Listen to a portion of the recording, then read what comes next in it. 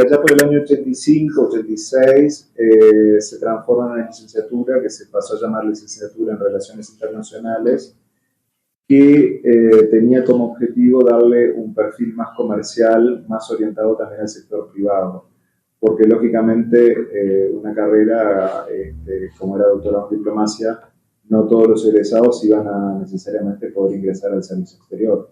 Entonces había mucha gente que quedaba como sin una posibilidad de desarrollo profesional. Entonces ahí tuvo un cambio la carrera, un rediseño, y Relaciones Internacionales. Yo soy de las primeras generaciones, yo ingresé en el año 89 a la universidad, y la primera parte de la carrera la verdad que era muy teórica.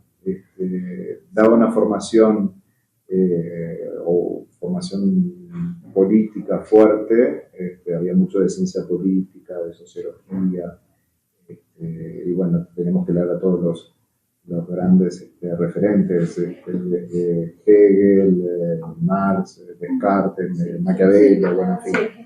Pero algunos eran interesantes, pero otros eran un poco pesados y hasta, básicamente hasta avanzado el segundo año, uno no encontraba como que empezaba la práctica de lo que tenía un vínculo con lo que uno quería hacer profesionalmente. Era todo muy general, muy teórico. Pero bueno, da una buena formación general, da una cultura general amplia que después uno se da cuenta que es interesante y que es importante.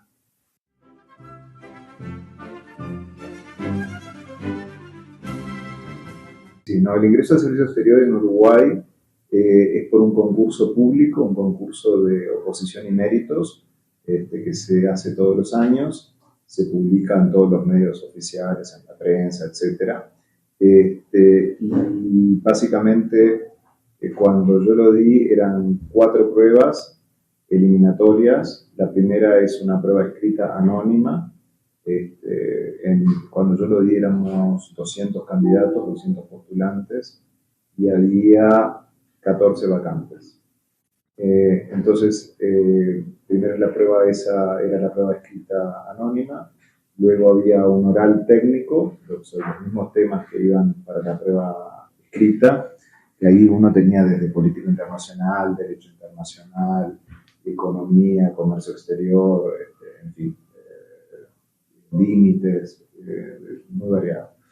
Y luego del oral teníamos las pruebas de idiomas, y había también una prueba psicológica que nadie sabe cómo la pasamos, pero la pasamos, que esa no era eliminatoria, y al final, entonces iban entregando los puntajes de cada una de las etapas, y la última era la apertura del anonimato, del escrito, que era la que tenía más peso en definitiva en el total de las pruebas.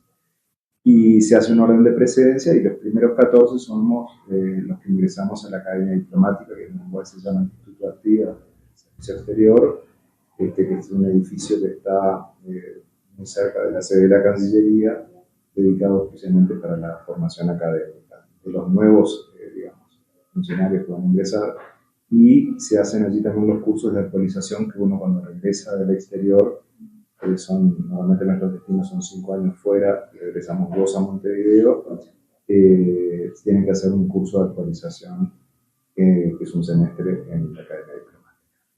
Pero no hay un ingreso directo, sino que es por concurso, y es una de las pruebas, yo me atrevería a decir, más exigentes de la administración pública. Es muy difícil el ingreso, y después de eso, en mi época eran 3 años de Academia Diplomática, ahora son 2.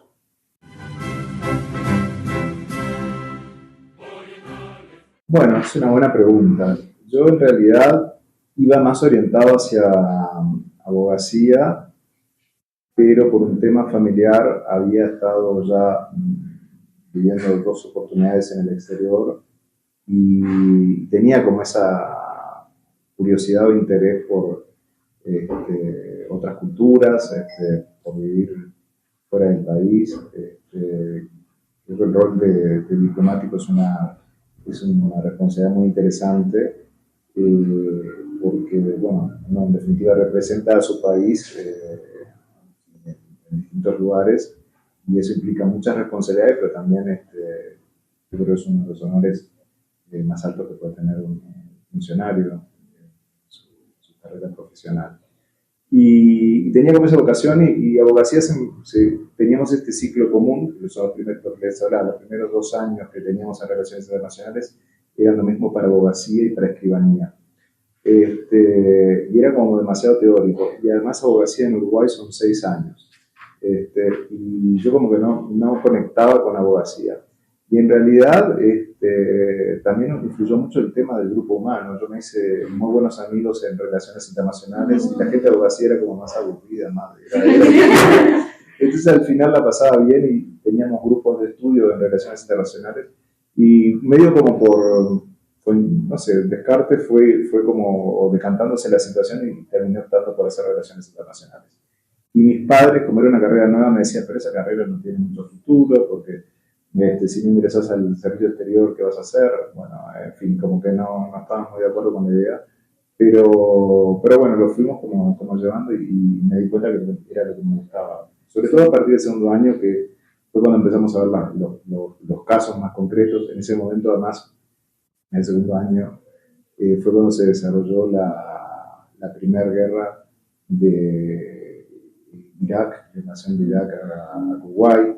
Entonces ahí empezamos a hacer unos casos de análisis de posibles escenarios y me pareció mucho más interesante empezar a ver las cosas en la práctica. También Uruguay ahí empezó a desplegar personal en misiones de paz, de Naciones Unidas, hubo un cambio también en las áreas de trabajo de Uruguay. Así que, bueno, un poco así. Y no me arrepiento. Pues más también tenía un poco esa curiosidad yo siempre digo, uno para elegir la carrera diplomática tiene que tener claro que va a pasar la mayor parte de su vida fuera de su país. Y eso es un gran desafío desde el punto de vista afectivo, desde el punto de vista emocional, porque uno deja su familia, sus amigos, y se pierde todos los momentos importantes. Entonces, tiene que tener realmente una convicción muy fuerte de esa vocación, porque si uno, en Uruguay, los uruguayos somos muy aferrados a nuestras tradiciones, aquí también, digo, pero en Uruguay la gente extraña tomar mate y comer dulce de leche y comer unos bizcochos de mañana o yo qué sé qué. Y entonces yo siempre les digo, si van a extrañar la Rambla, que es como una costanera que tiene Montevideo sobre el mate, el dulce de leche y demás, digo, esta carrera no es para ustedes porque van a sufrir. O sea, uno tiene que saber que tiene que tener la curiosidad de experimentar, de estar abierto a experimentar cosas nuevas y a adoptar cosas nuevas en cada lugar que va. Y lo lindo de esta carrera es que uno vive como muchas vidas en una vida sola. Cada cambio de destino es como empezar una nueva vida.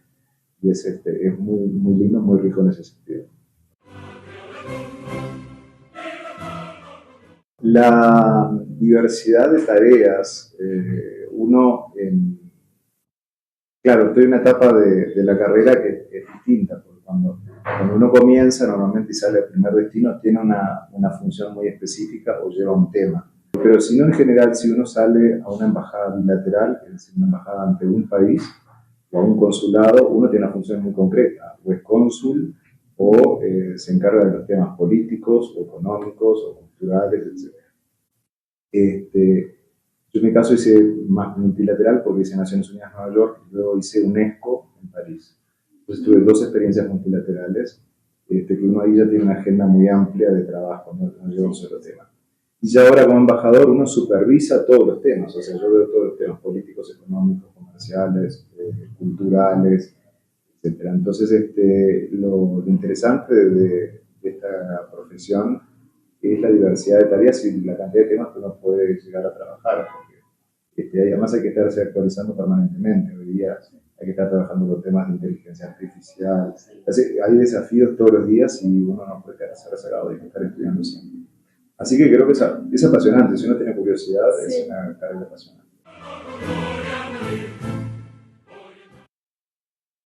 Yo empecé mi carrera, mi primer puesto fue en Naciones Unidas en Nueva York, era tercer secretario, que es el rango más bajo por el cual uno empieza la carrera diplomática, y al llegar a Nueva York me asignaron a una de las comisiones que tiene Naciones Unidas, que son 6 comisiones, la de la Asamblea General, y a mí me asignaron una comisión que es se llama la quinta comisión, que es la que lleva todos los aspectos de presupuesto y administrativo de Naciones Unidas. Que en realidad es una comisión que nadie quiere ir porque es súper engorrosa la negociación, porque el presupuesto de Naciones Unidas se aprueba por consenso, entonces uno está negociando hasta el último momento para ponerse de acuerdo. Exige muchísimo, pero lo interesante de esta comisión en particular es que uno ve el funcionamiento de todas Naciones Unidas, porque todas las distintas agencias, programas, van a la quinta comisión para explicar qué es lo que hacen y por qué necesitan presupuesto. Entonces uno en definitiva tiene una película completa del funcionamiento de la organización. Ese fue mi primer destino diplomático y ahí llevaba quinta comisión, que lleva los temas de presupuesto y administración, y llevaba también los temas administrativos de operaciones de mantenimiento de la paz. Eso fue muy interesante porque además, como Uruguay tenía en ese momento desplegado casi 5.000 tropas en distintas partes, distintas misiones de paz, lo que me tocaba era a veces viajar varias veces a República Democrática del Congo a ver un poco las condiciones en las que estaban las tropas, evaluar las necesidades de seguridad y demás, y después me tocó también ir a Haití. Entonces, cuando se creó la MINUSTA, que fue la misión especial para Haití en 2004. Pero sí, esa fue mi primera experiencia diplomática. Cuando ingresé a la Cancillería después de pasar el concurso, estuve primero en la Dirección de Asuntos Multilaterales, que es donde se lleva todo Naciones Unidas. Después pasé un periodo corto, un año, a la Secretaría General, que es donde se maneja toda la parte de administración de la Cancillería, y de ahí salí a Naciones Unidas en Nueva York. Después regresé a Uruguay, después de 5 años. Me tocó crear un departamento que se llamó en ese momento Asuntos Especiales, que era nuevo en la Cancillería porque era para toda la agenda nueva de Naciones Unidas, que eran los temas nuevos del terrorismo, porque fue después del 11 de septiembre, narcotráfico, lavado de activos, crimen organizado. Y en ese momento en la Cancillería no había un departamento específico para llevar esos temas y me tocó crear ese departamento, y fue una experiencia muy buena. Y ahí llevaba muchísimos temas, entre ellos desarme, y en ese periodo me tocó venir varias veces a México, porque aquí es la sede de OPANAL, entonces se llevaban esos temas y bueno, así que tuve la oportunidad de visitar Ciudad de México 3 o 4 veces. Pero la verdad que no conocía casi nada, porque son esas reuniones que uno hace aeropuerto, sala de conferencias, hotel, y bueno, se conocen un poco. Pero ese fue mi primer contacto con México.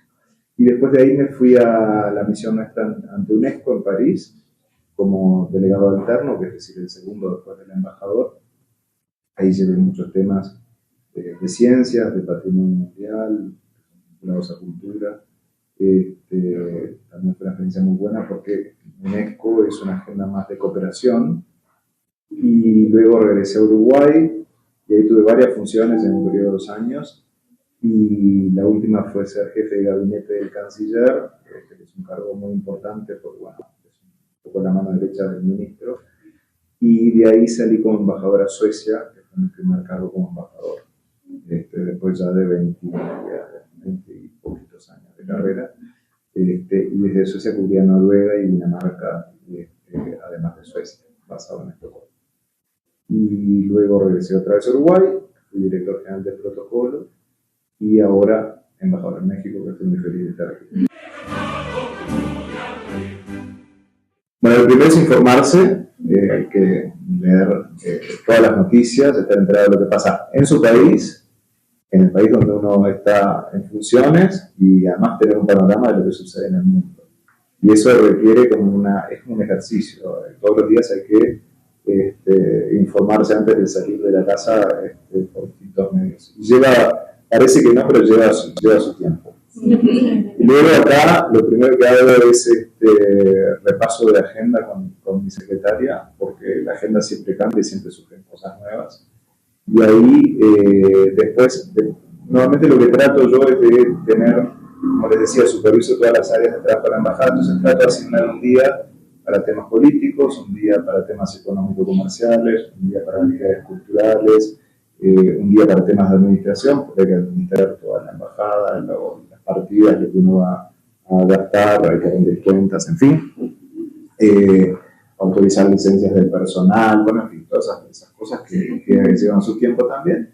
Y bueno, y además hay una planificación de la agenda, es decir, uno tiene que ser proactivo, ver un poco cuáles son los objetivos que tiene planteados y cómo conseguirlos. Entonces, para eso tiene que tener contacto con autoridades, con empresarios, a veces se realizan reuniones, eventos, presentaciones, tenemos que hacer muchas veces presentaciones en talleres o seminarios sobre oportunidades de inversión, sobre temas de energías renovables. La agenda es súper amplia, súper variada. Era lo que les decía, que uno no se aburre aquí porque siempre está aprendiendo cosas nuevas. Y básicamente es eso, lo que hay es mucha actividad social también, que aquí en México lleva mucho tiempo. Yo siempre digo, yo todavía estoy acostumbrándome porque cuando estaba en Suecia, los suecos son muy eficientes en el uso del tiempo, son muy puntuales, que en Uruguay no somos nada puntuales. Es algo que va en nuestra idiosincrasia. Los suecos son muy puntuales, utilizan muy bien el tiempo porque también tienen menos horas de luz, entonces muy temprano de noche. Entonces, por ejemplo, cuando teníamos algún almuerzo de trabajo en una residencia,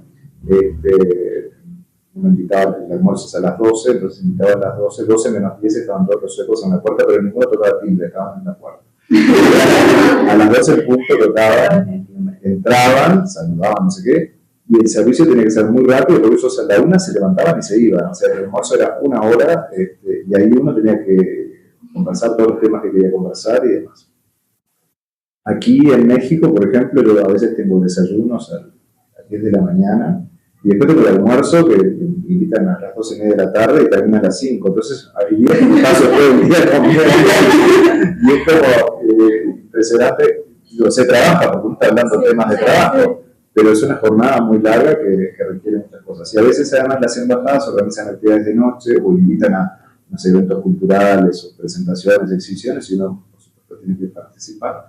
Así que a veces lo complicado aquí en Ciudad de México es el tráfico, porque bueno, los traslados llevan su tiempo. Ayer tuvimos una reunión con el nuevo canciller en la Secretaría de Relaciones Exteriores y me llevó desde aquí de Polanco 1 hora en el auto para llegar, pero el regreso fue peor, cuando volvía para casa había más tráfico, fue como una locura. Entonces también hay que contemplar esos espacios de traslados y demás. Pero bueno, yo en el auto va trabajando, hablando por teléfono. Voy leyendo las noticias, muchas veces cuando tengo reuniones de mañana voy leyendo las noticias, voy escuchando la radio. Así que nada, no me aburro.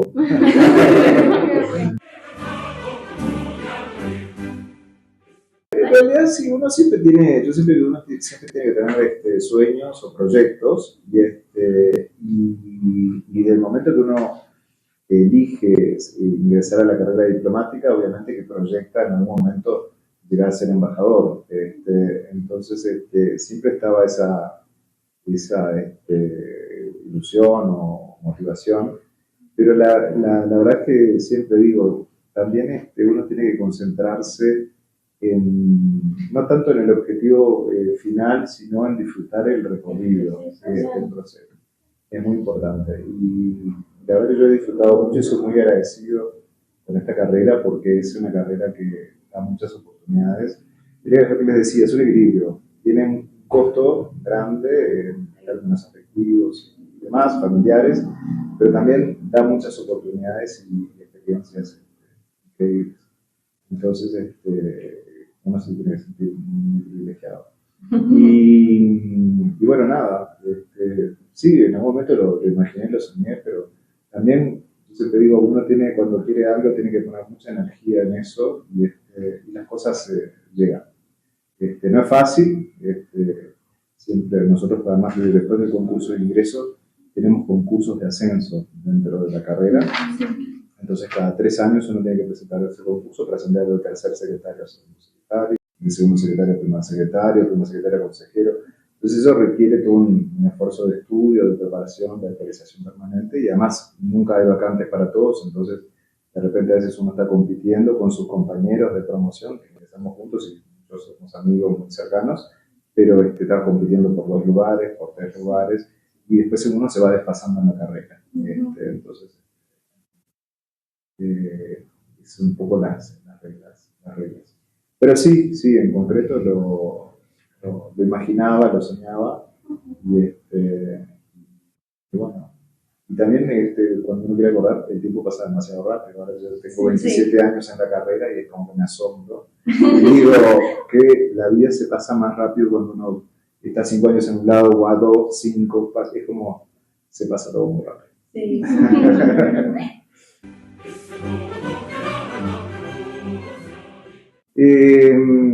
Pasan muchas cosas que suceden en la vida de todo el mundo, ¿no? Lo que pasa es que es más difícil cuando uno está lejos. Pero a mí me tocó estar el 11 de septiembre en Nueva York y eso fue difícil porque es muy difícil de explicar la sensación en ese momento y la falta de información.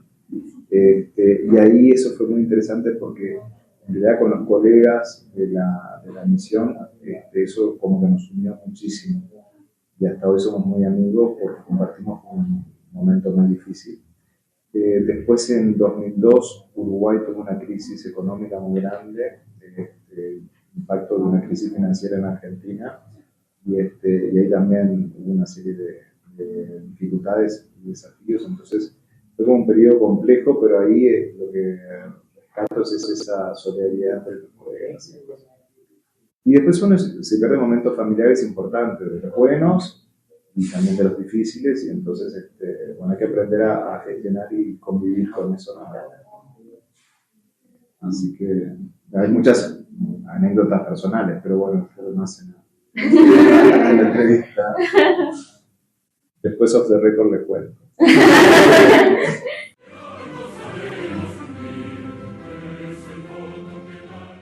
Sin duda, el escenario internacional cambia y cambia muchísimo.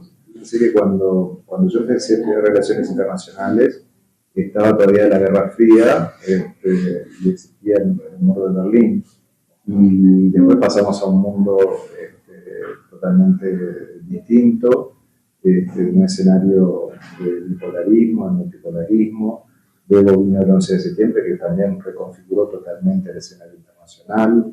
Y hoy día estamos en un mundo con conflictos de diferente índole, pero en definitiva siempre uno rescata o prevalece la importancia del derecho internacional. Uno ve ahora el conflicto de Rusia-Ucrania, el modelo de Israel-Palestina obviamente no es nuevo, tiene muchos años, pero cambia la forma de los conflictos y la forma de dialogar. Y yo siempre lo que digo, yo soy convencido y un defensor del multilateralismo y de la importancia de Naciones Unidas. Naciones Unidas que, si bien a veces está cuestionada o desacreditada, sigue jugando un rol muy importante en la defensa del derecho internacional.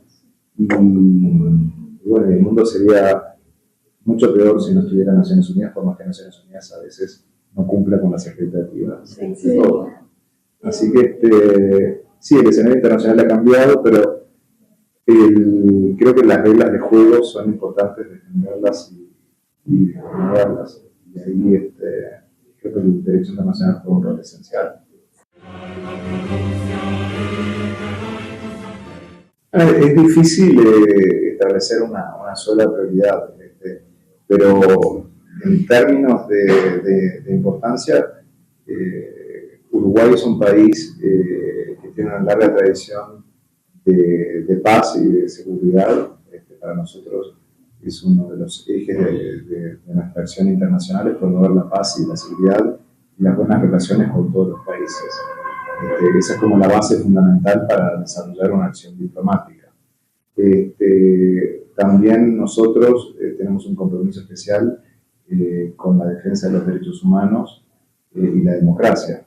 Uruguay tiene una tradición democrática muy importante. De hecho, tenemos elecciones ahora el próximo domingo, la primera vuelta, probablemente haya una segunda vuelta. Pero Uruguay, ustedes lo sabrán, es una de las consideradas democracias más el ponen perfecta, yo no creo que sea perfecta, pero más estables o es una referencia en materia de democracia y derechos humanos. Y también a veces, un poco por nuestra propia historia, tenemos este compromiso con la democracia y los derechos humanos, porque también tuvimos una dictadura en los años 70, hubo allí violaciones de derechos humanos, hubo mucha gente exiliada. México fue un país de acogida de uruguayos, que eso estrechó mucho el vínculo entre Uruguay y México. Y Uruguay siempre agradece a México haber sido un país de brazos abiertos para recibir a los compatriotas que pasaban momentos difíciles. Y bueno, hoy en día, aprendiendo de esa historia, que no es reciente, digamos, tenemos ese compromiso con la defensa de los derechos humanos y la democracia. También somos muy activos en la protección del medio ambiente. Uruguay tiene en este momento, creo que es el tercer país o segundo país con mayor porcentaje de energías renovables en su matriz energética. La electricidad es muchas veces 98% de energías renovables. Y pasamos de ser un país importador de energía a ser un país exportador, porque ahora producimos más energía de la que necesitamos y exportamos energía a Brasil o Argentina por la interconectividad eléctrica. Y esa energía de fuentes renovables, o sea que contribuyen a la reducción de la huella de carbono. Y luego, claro, empiezan las agendas, digamos, que cada país tiene con los distintos países. En México tenemos una excelente relación histórica, son 123 años de relaciones diplomáticas, muy buenas a lo largo de toda la historia.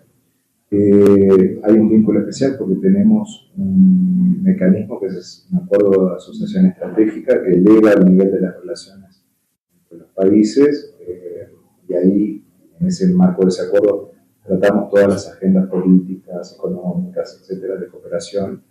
Tenemos un acuerdo de cooperación bilateral que es muy bueno y que además ha funcionado con Amexi y la Agencia Uruguaya de Cooperación como una herramienta de apoyo a proyectos conjuntos, pero también hacemos cooperación con terceros países de América Latina.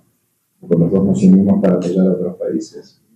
Y además tenemos un tratado de libre comercio, Uruguay-México, que para Uruguay es único por un país fuera del Mercosur, y que ha funcionado muy bien, ha tenido un impacto muy bueno en el crecimiento del comercio bilateral en ambos sentidos. Así que eso es un poco la agenda central en el caso de México, pero bueno, difiere en la relación entre cada país.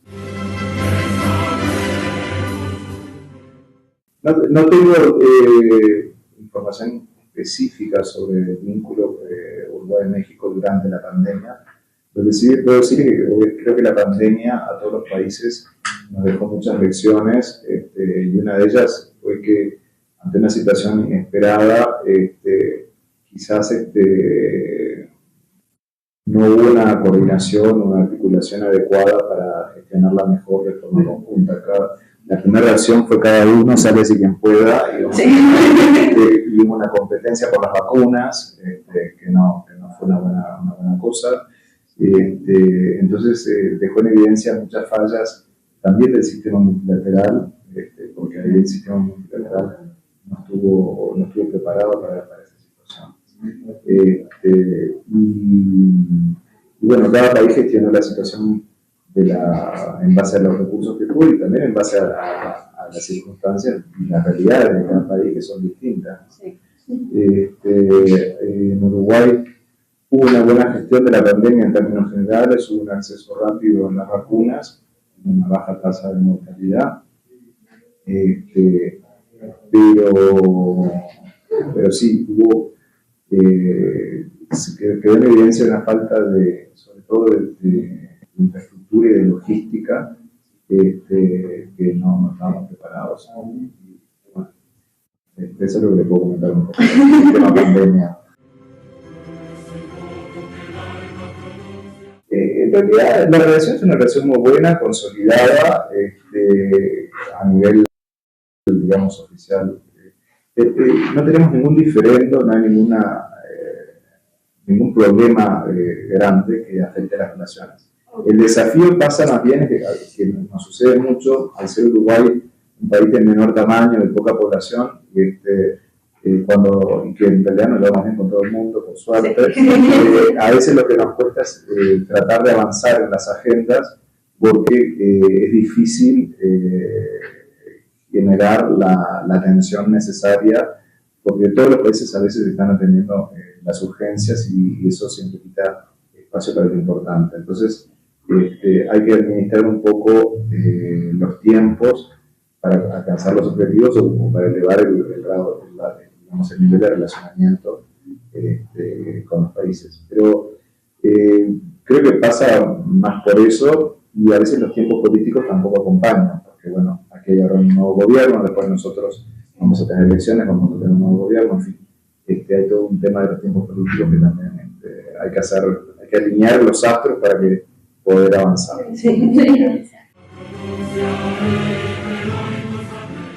Sí, la gente es muy, no lo digo por diplomático, la gente es muy amable, muy atenta, es muy cálida, es muy como, si puede ayudar, la gente es como dispuesta, trata de ayudar. Sí. Y eso creo que es algo que tenemos en común en toda la región. ¿No? Como que llega a un lugar y se siente que como bien recibido, bien. Y aquí son muy amables, son muy atentos. La verdad que creo que en eso México nos gana ampliamente. Es verdad. Y eso en cuanto a similitudes. Y después tenemos, sí, diferencias, pero son las diferencias normales en hábitos, en la gastronomía, en la comida, en los tiempos también. Aquí la gente se toma un poco más de tiempo para hacer las cosas. El ahorita me cuesta un poco. Uno tiene que adaptarse a donde va. Pero yo estoy, la verdad que estoy muy feliz de estar aquí, sigo muy bien recibido. La gente es muy amable. Y bueno, estoy muy abierto a aprender. Tienen una cultura muy rica, que quizás por un tema de distancia geográfica, en Uruguay no conocemos tanto, así como en México tampoco conocen tanto de Uruguay, pero yo estoy realmente impresionado con la riqueza cultural que tiene México y el patrimonio cultural que tiene México. Es realmente impresionante y envidiable, en serio. Y a mí me gusta mucho el tema cultura. Yo te conté, estuve en UNESCO, entonces cuando llegué a Ciudad de México, lo primero que les pedí el primer fin de semana, como uno cuando llega a un alojamiento temporal, no conoce a nadie, bueno, en fin. Entonces me comentó que hace un programa para el fin de semana. Y le pedí a mi secretaria, digo, quiero, porque siempre que había estado en Ciudad de México nunca había tenido la oportunidad de visitar la Casa Barragán. Me gusta mucho la arquitectura. Entonces le pedí que me consiguiera una cita en la Casa Barragán. Y allá un sábado de mañana, me recibió el director de la casa, con el presidente de la fundación, súper amable, me hicieron una visita privada.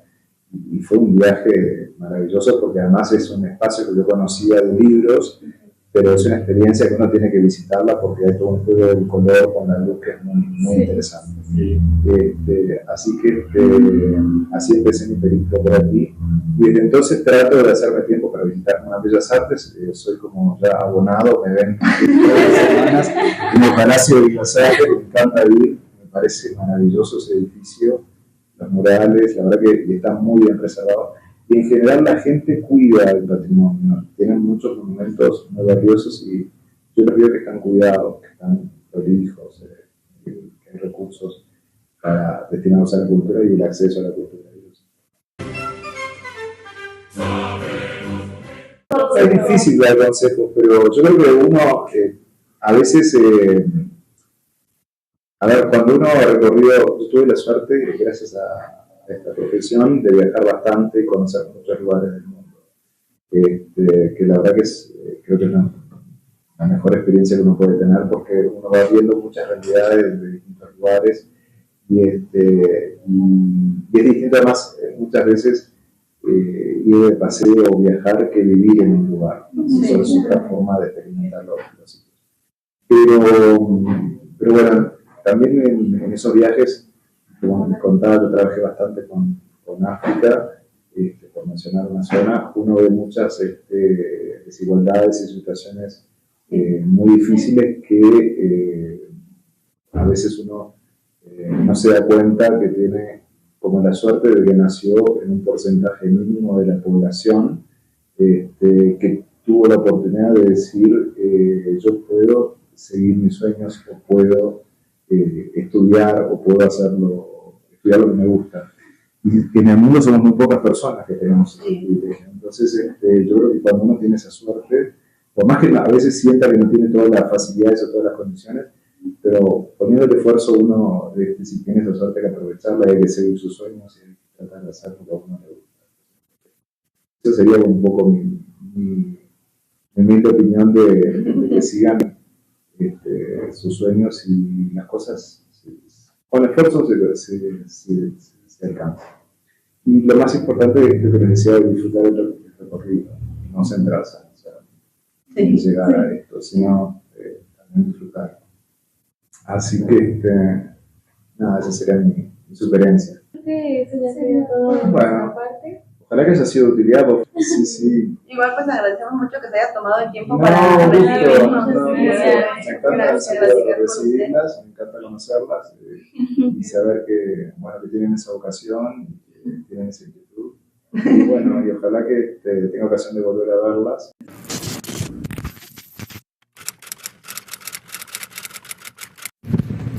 ¿Ya entramos?